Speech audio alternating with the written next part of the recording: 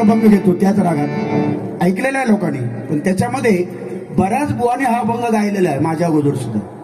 पण मी प्रयत्न असे केले की त्या पेटीमध्ये त्याचा पेटीचा भरणा टाकून एक वेगळा त्याला आकार देण्याचा मी प्रयत्न केला आणि तो लोकांना आवडला. एक राधा तसा लागली